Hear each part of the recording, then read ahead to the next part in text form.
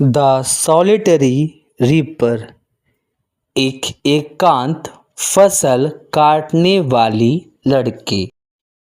यहाँ सॉलिटरी मतलब होता है एकांत और रीपर मतलब होता है फसल काटने वाली। इस पोयम को लिखने वाले विलियम वर्ड्सवर्थ है।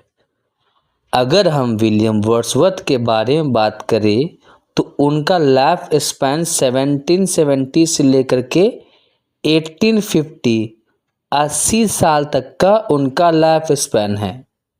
वह एक इंग्लिश रोमांटिक पोएट थे और उनकी जितने भी पोएम्स थे वो सेलिब्रेट करते थे ब्यूटी ऑफ नेचर के, जिनमें से कुछ इनकी फेमस पोएम्स है लूसी पोएम्स, टेंटन एबे और द प्रिल्यूड।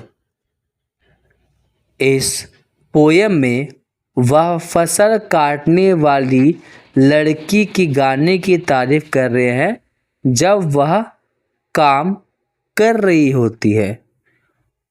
और यहाँ पे जो पोएट है वह उसके गाने को समझने की कोशिश कर रहे होते हैं और उसके साथ साथ क्या क्या चीज़ें होती है वही इस पोयम में है। तो अब हम इसी के साथ शुरू करते हैं हमारी poem the solitary reaper by William Wordsworth. Behold her, उसकी तरफ देखो, सिंगल इन द फील्ड, जो कि खेत में अकेली है, यॉन सॉलिटरी हाईलैंड लैस, तो उस लड़की की तरफ देखो, वहाँ पे जो अकेली खड़ी हुई है हाईलैंड के पास। हाईलैंड एक तरह का माउंटेनियस रीजन है स्कॉटलैंड में। तो उस लड़की की तरफ देखो जो हाईलैंड के पास खड़ी हुई है।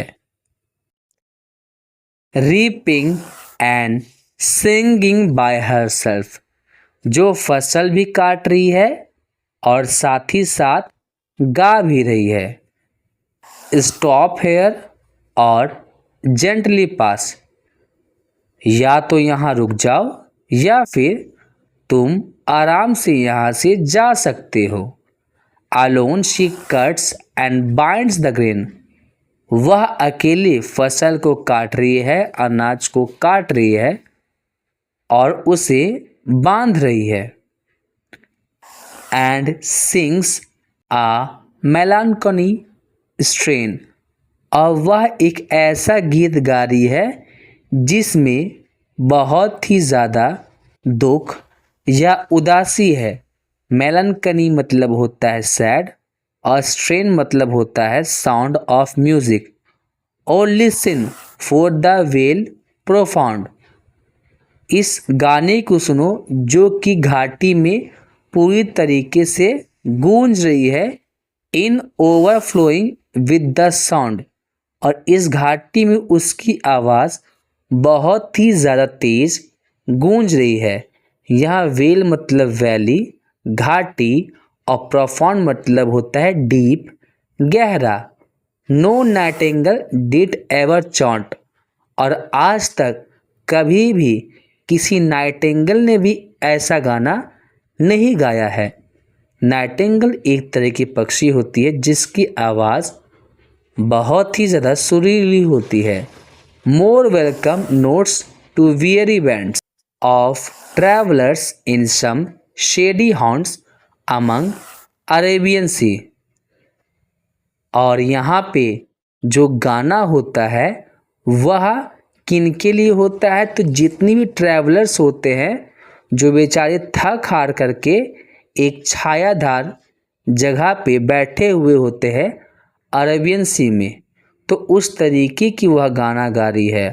A voice so thrilling never was heard, इस तरीके की आवाज़ आज तक कभी सुनी ही नहीं गई।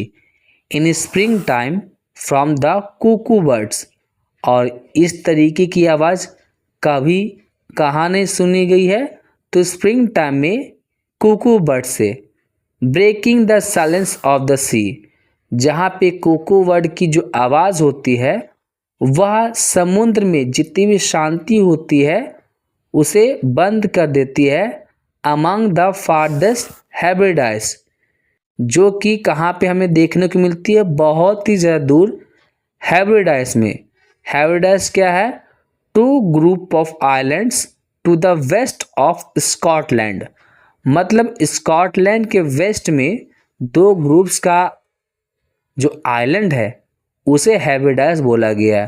तो यहाँ पे क्या बोला जा रहा है कि किसी भी नाइटिंगेल की आवाज़ इतनी ज़्यादा मधुर नहीं थी, और जितने भी जो थके हुए लोग रहते हैं, जो ज़्यादातर कहाँ से आए हुए होते हैं, अरेबियन सी से, तो उनका स्वागत नाइटिंगेल की आवाज़ करती है।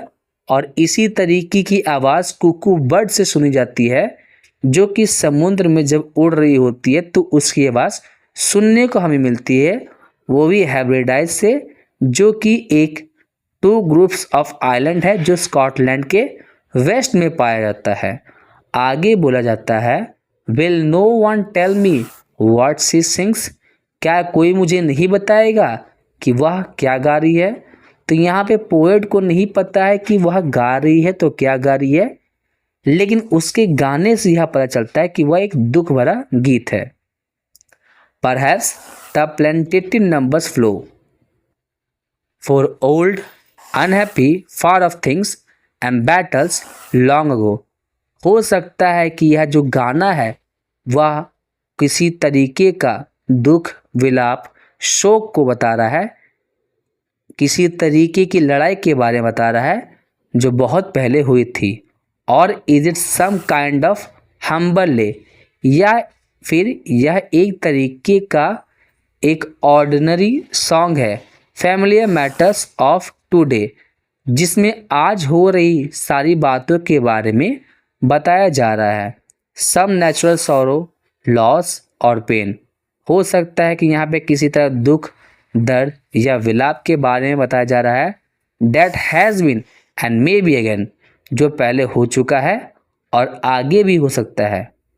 Whatever the theme the maiden sing, मतलब इस गाने की थीम चाहे जो भी हो, जो वह मेडन गा रही है, जो वह कुंवारी लड़की गा रही है, as if her song could have no ending, ऐसा देखने में लग रहा है कि उसके गाने का तो कोई अंत ही नहीं है।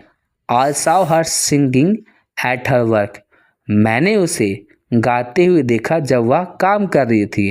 And over the sickle bending, और मैंने उसे गाते हुए कब देखा है? जब वह सिकल का इस्तेमाल कर रही थी, जो कि नॉर्मली फसल काटने के लिए इस्तेमाल किया जाता है। I listen motionless and still, मैं उसके गाने को सुनता रहा, और उसके गाने को सुनते समय मैं पूरी तरीके से स्थिर था। And as I mounted up the hill, और उसके बाद मैं हिल चढ़ता रहा। The music in my heart I bore long after it was heard no more, तो जिस गाने को मैंने सुना था वैसा गाना उसके बाद मैंने अपनी ज़िंदगी में कभी भी नहीं सुना।